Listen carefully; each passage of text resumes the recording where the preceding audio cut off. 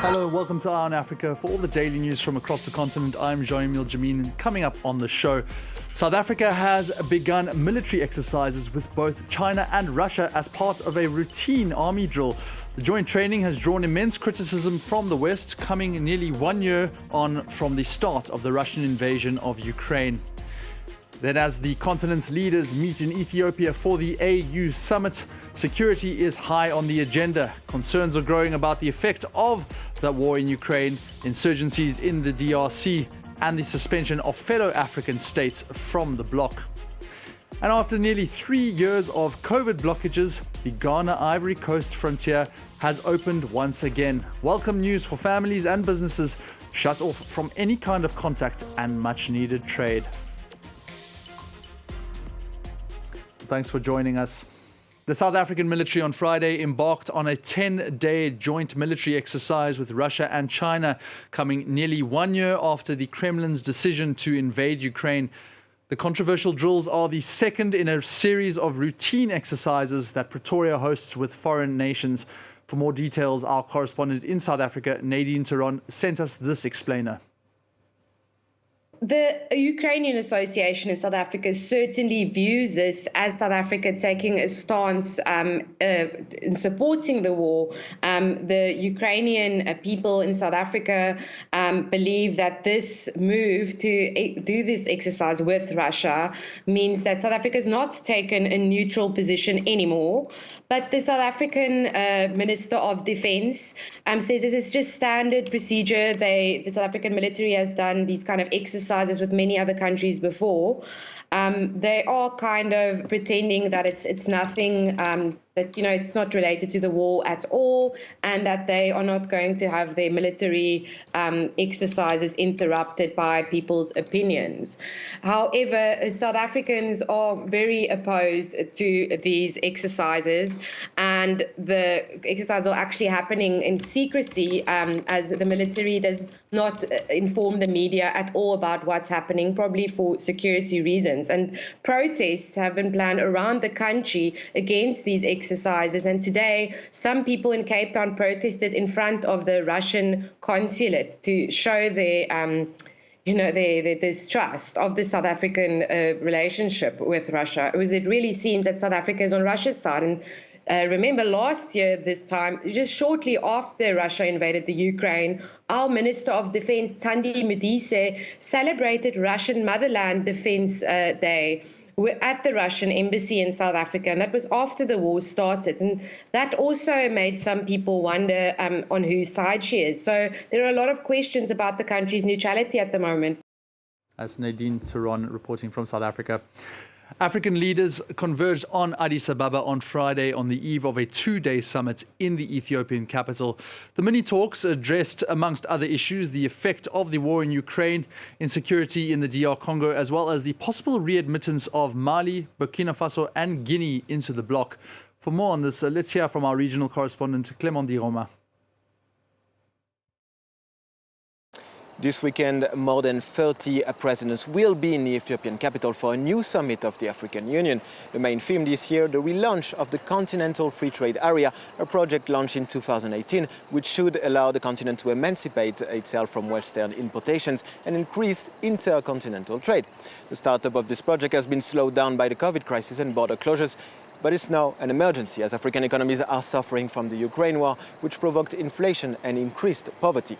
The heads of state will, of course, address insecurity, including the war in DR Congo's Kivu regions, as well as tensions with neighboring Rwanda. Some meetings already took place this Friday with East African presidents, including Paul Kagame and Félix Tshisekedi. There is also the demands of Mali, Burkina Faso and Guinea, all led by military juntas and suspended from the institution. They are now asking for reintegration and help to fight against extremism. Finally, the successor to Macky Sall, the Senegalese president who will lead the union in 2022, is awaited. It should be the Comorian president, Azali Assoumani, who should be appointed as new chairperson tomorrow. He's now at the end of a very small country, but he will have to face many great challenges on the continent. And African leaders also calling on Friday for all armed groups in the Eastern DRC to leave the region by the end of the next month. They've come on foot, by car and bus and on motorbikes. Travellers eager to be among the first in 3 years to cross either side of the Ghana-Ivory Coast border. It's been a long wait for many families and business owners kept apart as a result of COVID closures. Laurent Berstecker has the story. Upon arriving at the Ivorian border, these travellers from Niger queue for a mandatory COVID-19 test. As they patiently wait for their turn, some can barely hide their excitement at the thought of finally returning home. It's the end of a long exile for these Ivorian nationals living abroad, like Yaya Jerwo, who's been stuck in Niamey since the border shut down in March 2020. I haven't been to Abidjan for 3 years. It's been hard. But now I'm happy because I'm going to return and reunite with my friends. International flights to Ivory Coast resumed in July 2020, but those who couldn't afford a plane ticket had to wait until Thursday for the country to finally reopen its land borders. The announcement was met with enthusiasm in Noé, a small town near the Ghanaian border. Here, many residents used to earn a living by buying cheap goods across the border and reselling them in Ivory Coast, an activity which was abruptly halted by the pandemic. Some are now hoping to resume their old trade. I've never danced in my life, but yesterday I did a little dance. It's a breath of fresh air for me, a feeling of pure joy. It's like we were dead and have been reborn. Ivorian authorities also hope the reopening of land borders can help them better control a growing influx of refugees, especially from neighboring Burkina Faso, where ongoing jihadist violence has displaced millions of people. The situation in Nigeria is heating up just over a week before the country decides on its next president. Police fired tear gas on Friday, dispersing protesters in Lagos as residents took to the streets demonstrating against banknote scarcity. It comes as a result of a cash shortage triggered by the Central Bank of Nigeria's decision to swap old bills of the local naira currency for new, redesigned ones. Peanuts are a key ingredient in many Senegalese dishes, and the country is traditionally one of the largest producers on the continent. But the sector is in crisis. Foreign exporters are increasingly buying in bulk, driving up local prices. Good news for those who make a living from farming peanuts, but bad news for consumers and manufacturers. Our correspondents Sarah Sako, Eliman Ndao and Sam Bradpiece crack open the story. Kaolack is Senegal's peanut growing capital. This product is normally a cheap source of nutrients here in local markets, but prices have exploded over the past 12 months. Fatoumata says that wholesale prices have increased by 60% compared to the same period last year. I can no longer get by selling peanuts to feed my family. Some days I earn some others I don't. This inflation can partly be explained by a poor harvest, but more importantly, by market speculation. These hangars on the edge of Kaolack belong to Chinese exporters who refuse to meet with us despite multiple requests. They buy peanuts at an elevated price from local farmers. The temptation is obvious, according to this industry chief. It's advantageous, there's no hassle. The Chinese come to our village and don't try to negotiate. There are no transport fees. They pay and then they go. This phenomenon has hurt local industry. Senegals is a state-owned company employing 2,000 people to transform peanuts into oil for cooking. Senegals is suffering from unfair competition. No one is against the presence of foreigners in the sector because they play an important role in offering opportunities. But we think that their presence needs to be regulated.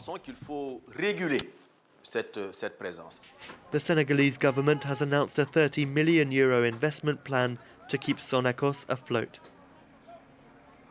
And finally, the thorny trees and dung-caked homes of Umoja village make it resemble any other in Kenya's northeastern Samburu region, except in one key detail: the absence of men.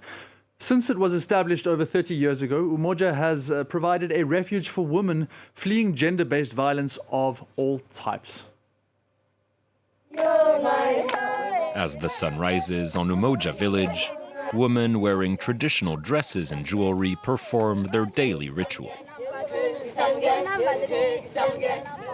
From a distance, it looks like a typical Maasai village, except for a crucial detail. Men are nowhere to be seen. Only women and children are allowed in Umoja, a community that wants to provide a safe haven for victims of gender-based violence.